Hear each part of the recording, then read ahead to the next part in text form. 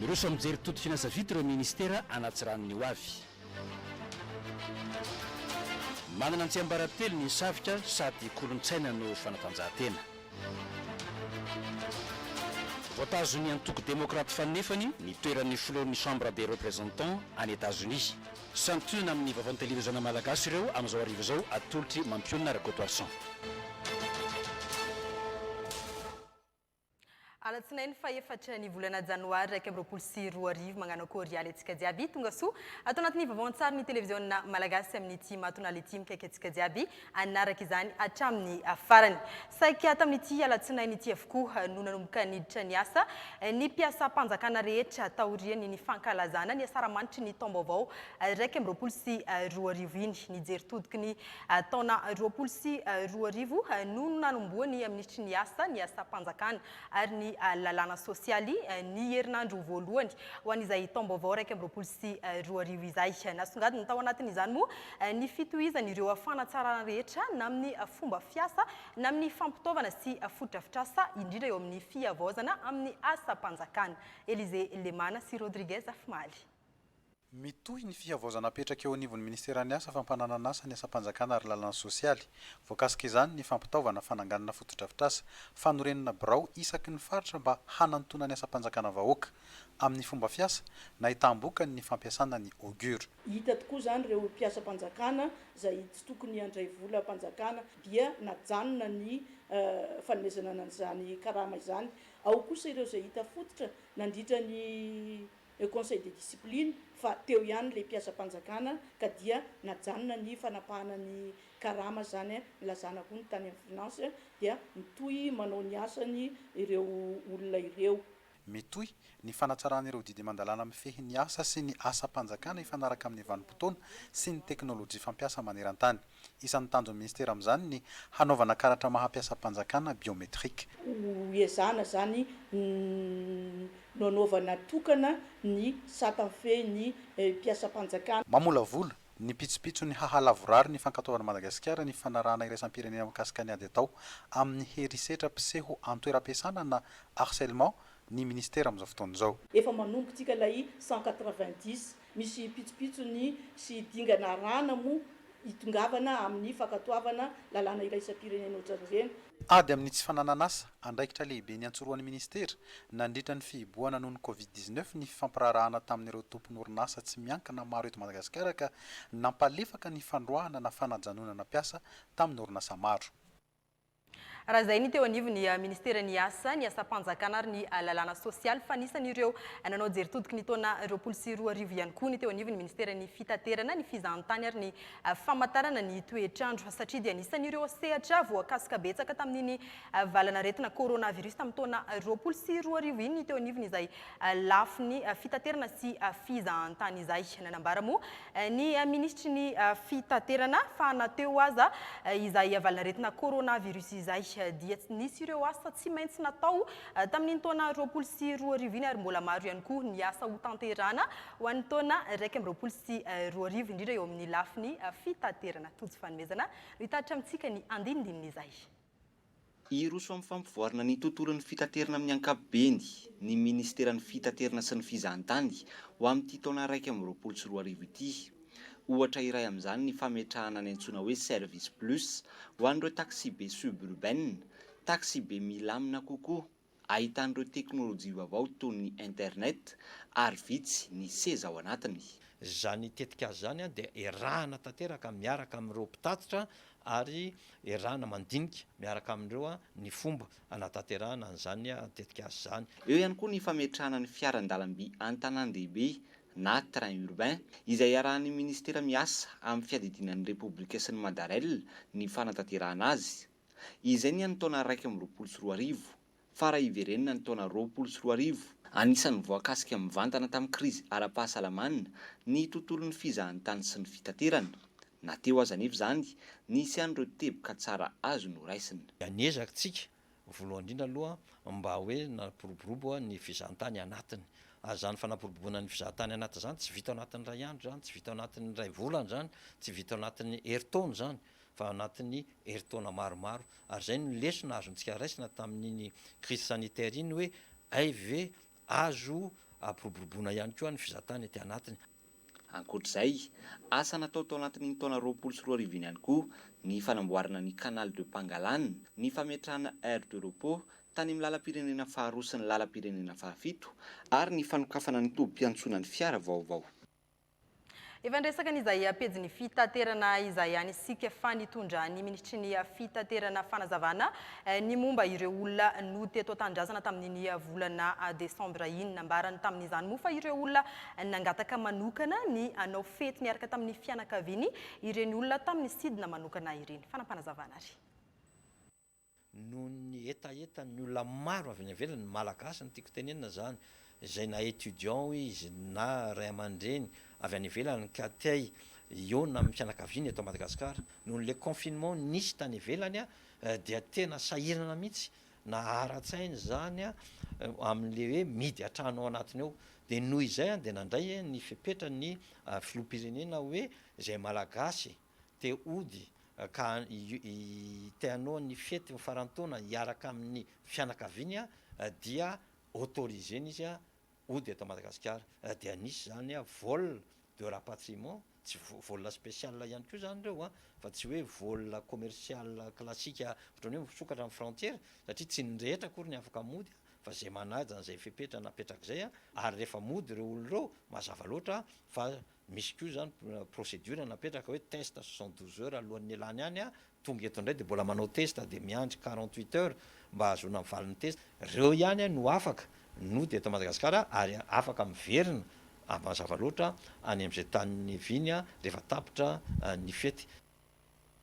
Fa makasika ny fahatapana tetezana any amin'ny lalam-pirenena makany atsimon'ny nosy iny dia omalotolakandro ihany dia efa niverina ny fifamoivoizana mampitohy ny Taolagnaro sy Amboasary atsimo vahaolana vonjimaika ny fampiasana ny familin-dalana na ny déviation izay nokarakarainy solon-tena-mpanjakana tany an-toerana. Ny Antsipriana izay.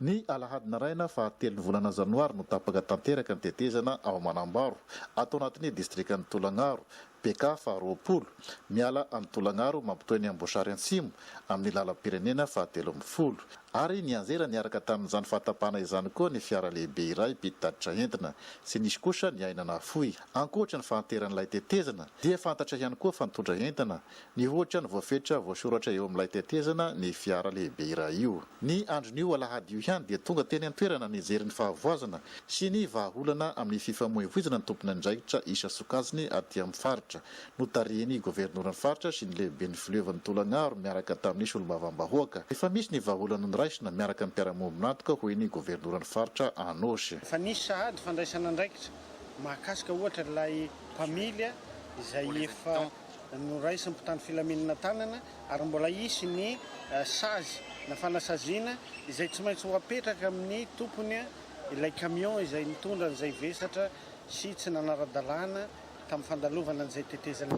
Nijery ireo fomba zany ahafahana mametraka ny lalana izay hitazomantsika ny tsy fitapahany fivezivezeny fiarakodia sy ny mpandeha. Hita zay déviation zay androany ary rehefa mitohy zay mvaovao tsara mitohy ny fivezivezeny fiarakodia fa dia noferana ihany koa. Noferana ihany koa tsy mihoatra ny 10 tonnes ny camion mahazo mandeha amin'io déviation ny antony dia misy tetezana anankiray izay eritreretina fa tsy ahazaka koa mihoatra ny 10 tonnes. Fa nisy anefa ny tsy maintsy fepetrany raisina mba ahafahana zany mampanara-dalàna an'ireo camion ireo. Ny miditra sy mivoaka n'io déviation io dia hisy ny barrière. Araka izany dia mitohy hatrany fifamoivoizan'ny mpandeha sy ny fiara mitondra ny lasaky ny 10 tonnes. Fa misy ihany koa ny fepetrany raisina miaraka amin'ny kooperativa mpitatitra olona mba sy hisian'ny alaim-panahy hanararaotra hampiakatra ny sarandala. Fa isan'ny manao jery totiky ny taona 2024 ihany koa ireo governoran'ny mitara dia misy fivarotana ara-malagasy rehefa tonga eny zany ianao dia afaka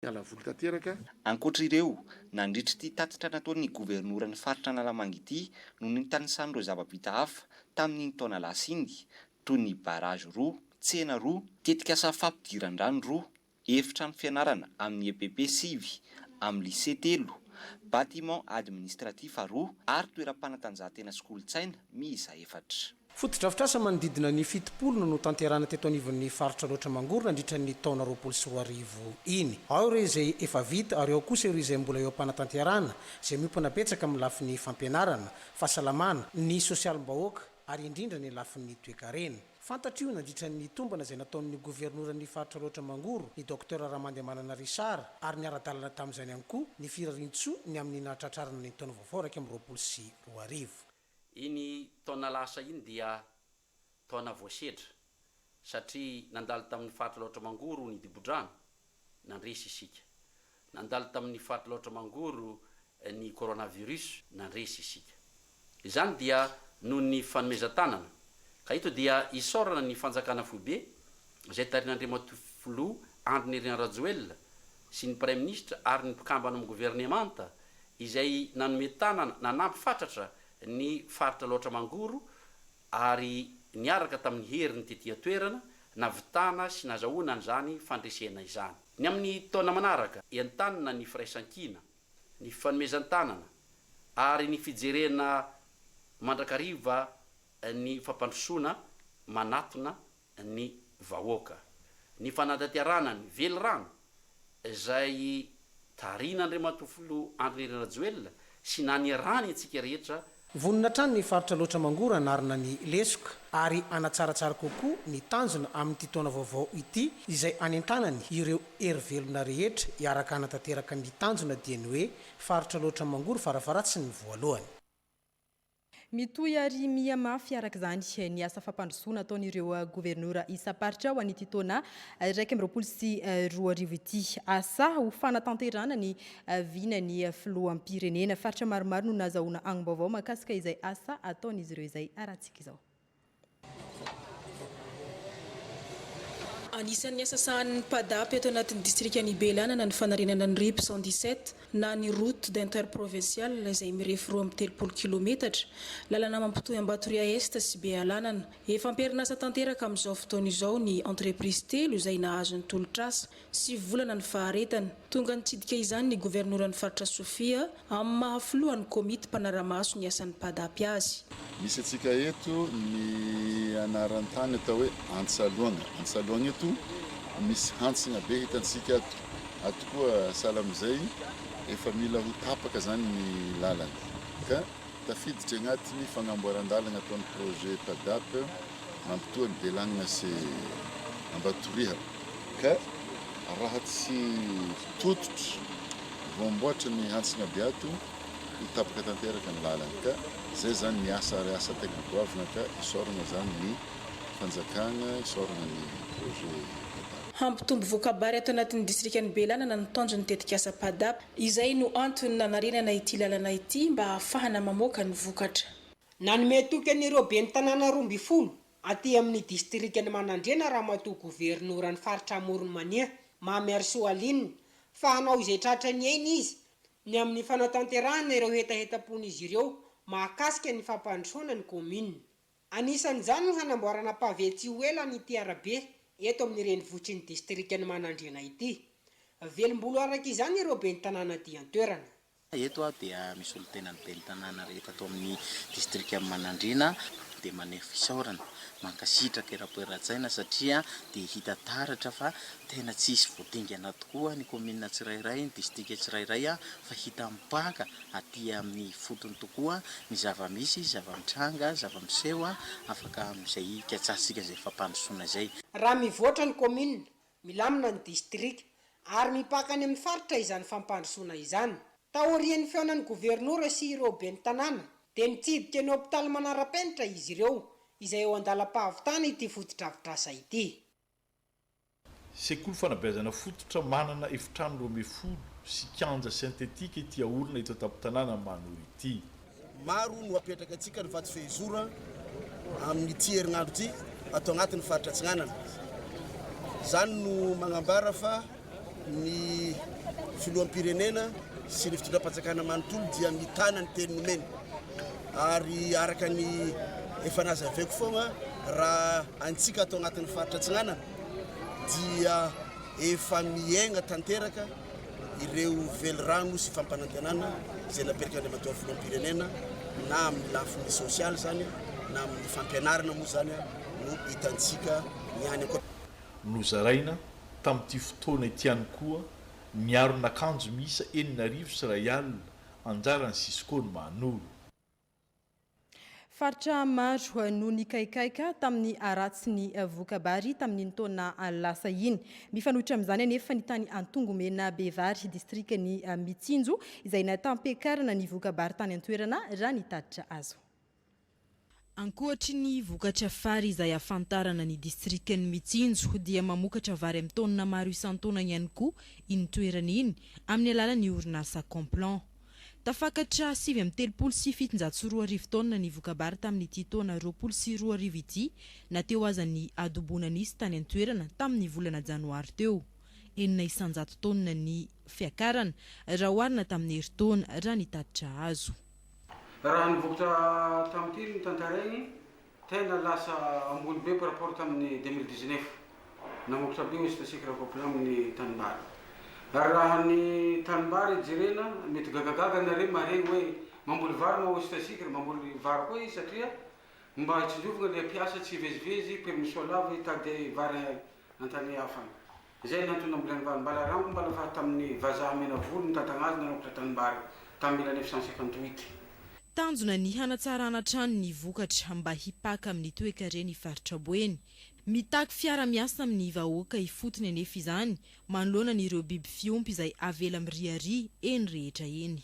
Ka eto za manafatrafatra atsika ampon'ny distrikny Mitsinjo indrindra moa Namakia mba aoka atsika samby hiaro le fambolena ny Complan Ouest atsika surtout ny volofary mba tsy hoan'ny nomby satria raha potiky io fary io mety korosofagna le orinasa antsika satria le orinasa avokavoky ny distrikny Mitsinjo. Fantatra fa efa noraisy ny fitondram-panjakana an-tanana ny fanamboarana ilay tohadrano lehibe ivaky izay niteraka fahasimbany fambolena tany an-toerana.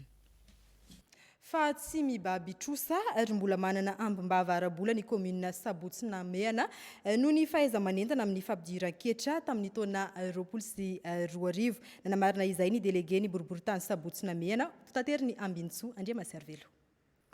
Tsara tantana ny commune Sabotsina Mehana na arabolana amin'ny lafiny maholona ho ny délégué mpanjakana. Voaloha tsy misy trosa ny karampiasa na dia teo aza ny fahasahirana no nateraka ny fibohana noho ny valanaretina Covid-19. Ny tenanay moa solotena mpanjakana manao sy manara-maso ary manao clôture an'ireny gestion ireny rehefa tonga ny faraika amin'ny 30 Desambra hita tao anatin'izany fitantanana izany fa milamina tsara ny fitantanana ary mbola misy ambombava azy. Ary izay ny ampaherezana ianareo satria maro ny commune manerana Madagasikara tsy naloha akory ny atsasaky ny karama nandritra ny taona izay mampimemenina be ny tanàna manerana Madagasikara. Ny fahaiza-manentanareo mpandohetra ny lakile ny fahombiazana ho ny be ny tanàna Andriamosavotraina. Isaorana manokana ireo rehetra mpandohetra sy ireo zanaky ny commune amin'ny fiarah-miasa mba ahafahana mampandroso ny tanàna imbonana.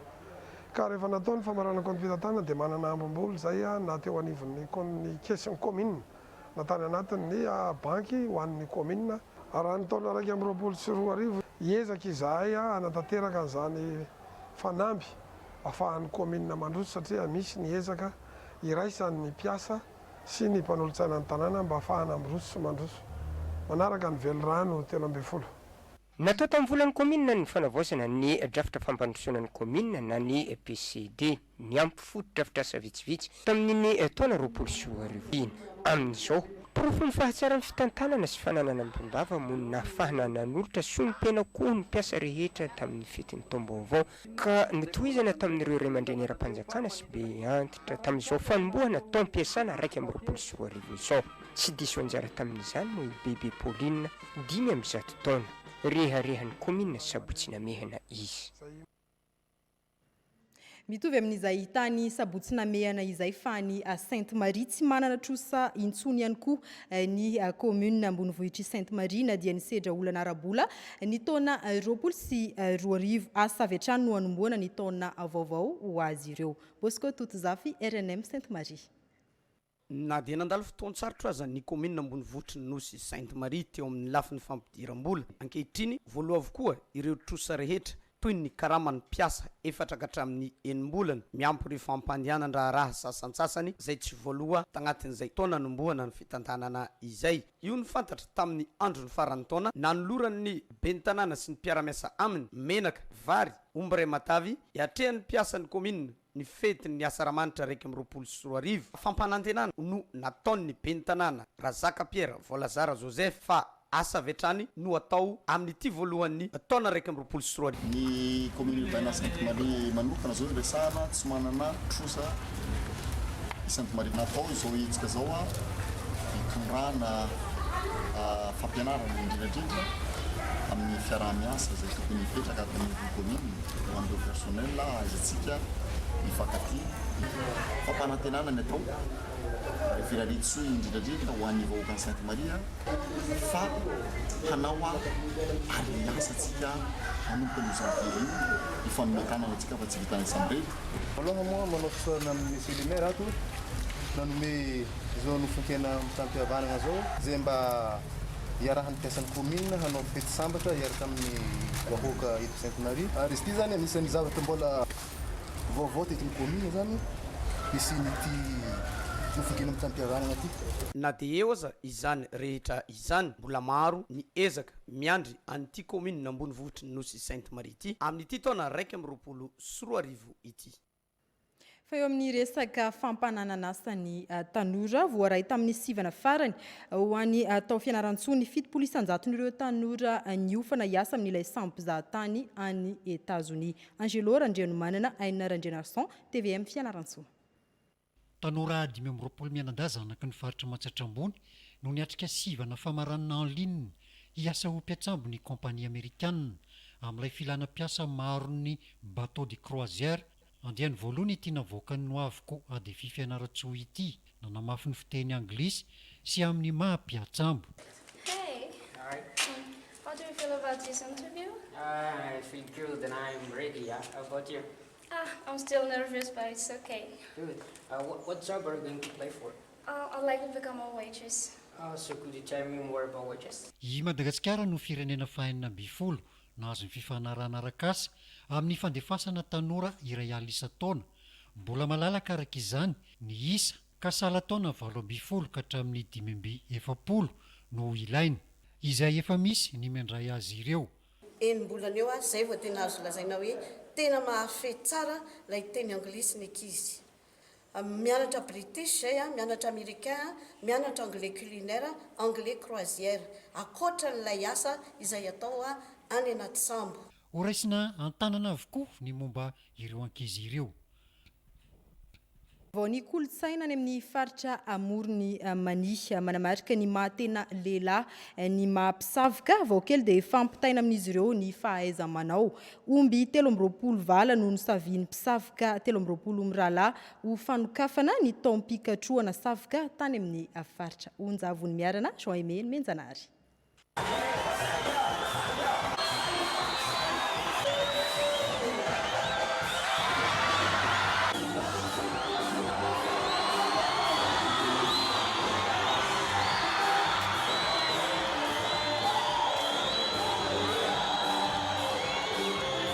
Mbola manana ny toerany lehibe amin'ny fiarahamonina Betsileo indrindra ty amin'ny faritra Morimani Savika. Ireo lehilahy matanjaka no mitolona ny omby be vozona ka tsy mijanona izany raha tsy vizaka tanteraka ny omby izay midika fandresena ho an'ilay mpisavika. Mialohan'ny lalao dia misy ny fombafomba atao ho an'ireo mpisavika toy ny fampandroana azy ireo, fanosorana zavatra amin'ny vatana izay tazomina ho tsy ambaratelo ireo fangaro anaovana izany hiarovan-tena mandritry ny lalao.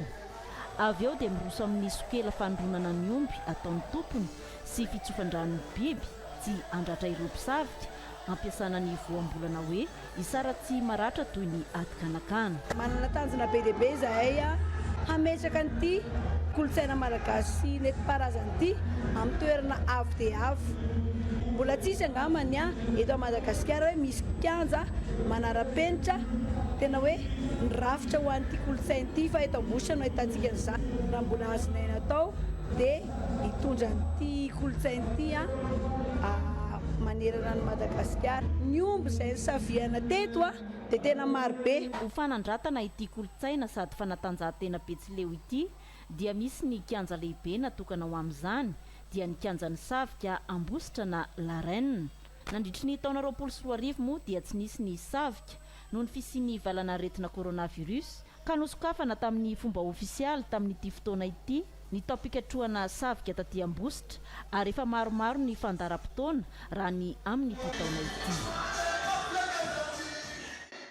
Lafim-baovao hafa nofaranana tamin'ny lalao basketball ny nentina nankalazana ny faran'ny taona 24 tany amin'ny distriktan'ny Manandrina izay nandraisana ireo tanora anjara no sady nandraisana ny taona 124 solitenanay any Manandrina no hitaritra an'izay. Heritaona izay no nahavitany ity kianjan'ny basketball eto an-Tampitsena ny commune Ambovimbe centre ity. Fanorony izao no nisian'ny lalao famaranana teto. Ny avy ao amin'ny commune no mikarakara izao hetsika izao. Ho fitezana ireo tanora tsy hirona amin'ny zava-pisotro mahadomelona ny tanjona ka hitondran'izy ireo tombotsoa ho an'ny distrika. Makasitraka makatelina ny etsiketsika ataontsika engane ka ohatran'izao matina rohisy aty amintsika aty dia mba hitondra fifankatiavana sy fihavanana ary lalana ho amin'ny fampandrosoana ho an'ity mirenivohitra ny distrika ny Manandrina ity. Dia ataontsika adiny mbola ny mpianakavy ny resy tsy akoraina ny maharesy tsy obiana fa samy zanaka Manandrina zanaka Ambovimbe centre ny milalao eto ka dia mirary fahombiazana ho antsika rehetra. Niondrika teo anoloan'ny ekipan'ny fonctionnaire ny transporteur ho an'ny zazalahy raha toa ka ny CSTA no nandresan'ny 2MC ho an'ny vehivavy. Ondry raisy baolina iray avy no azon'ireo ekipa nandresy raha toa ka vola hividianana maillot sy baolina iray avy no azon'ireo resy. Ny balle populaire no nentina namaranana ny lalao no sady ho fandraisana ny taona 2024. Eo amin'ny maresaka samihafa avy any ivelany kosa no tafian'ny mpihoko ny tanànany Bangassou any Centrafrique nanatanteraka fivoriana tamin'ny alalan'ny visioconférence ny mpikambana ao amin'ny OPEP hamaritana ny solitany ahondrana tao anatin'ny volana vitsivitsy. Mbola voafidy ho filohan'ny chambre des représentants any Amerika i Nancy Pelosi nandritra ny kongresy amerikanina fa 17 no nanaovana ny fifidianana. Nalsora Andriamasinoro nitaritra amintsika ny andindin'izay. Nancy Pelosi of the state of California. Mandat faefatra ny an'i Nancy Pelosi eo amin'ny fitantanana ny Chambre des représentants eto États-Unis. Ny Chambre des représentants dia fitambarany anteneran-doholona sy ilay antsoina hoe Congrès des États-Unis. Izy no vehivavy voalohany mitany ho andraikitra io. Laharana fahatelo aorian'ny filoham-pirenena sy ny filoham-pirenena lefitra ny filohan'ny Chambre des représentants eto États-Unis. Votoatan'ny fihaonana tamin'ny alalan'ny visioconférence teo amin'ny solontenan'ny mpikambana ao amin'ny OPEP ny fanaraha-maso ny fampiarana ny fifanarahana ny amin'ny fampihenana ny pétrole vokarin'ny fikambanan'ny firenena mpanondrana solitany. Tanjona amin'izany ny ampifanarahana ny tolotra sy ny tinady amin'ny tiakority manoloana ny krizy ateraky ny coronavirus. Notapahana tamin'ny fivoriana teo anelanelan'ny 30 novambra hatramin'ny 3 desambra 2024 fa baril misy pétrole rotapitrisa no amidy eo amin'ny tsena iraisam-pirenena ato anatin'ny volana vitsivitsy. Nanafika ny tanànan'ny Bangassou any amin'ny 570 kilometatra any antsinanan'ny Bangui renivohitry Centrafrika ny Pioko. Vao mangiran-dratsy izy ireo ny tonga tao amin'ny toeran'io vokany olona 5 no namony ainy 520 kosa ny naratra. Tamin'ny lahatenina taon'ny 30 desambra 2024 nanambary Faustin Archange Touadéra filoham-pirenena farany sady kandida mitarika vonjimaika amin'ny fifidianana fa anatin'ny ady Centrafrika. Momba izay fifidianana izay tsy afaka nanefa ny adidiny ny ankabetsahan'ny Centrafrikain satria tsy voarain'izy ireo ny karaha-pifidianana noho ny tsy fandriam-pahalemana. Mifaragny ny fampalalambavao tamin'ny ity aligny ity ankasitrahana bevata ny fanaranao an'izany hatramin'ny farany manome fotoananao amin'ny amaray karan'izio koa veloma tompoko.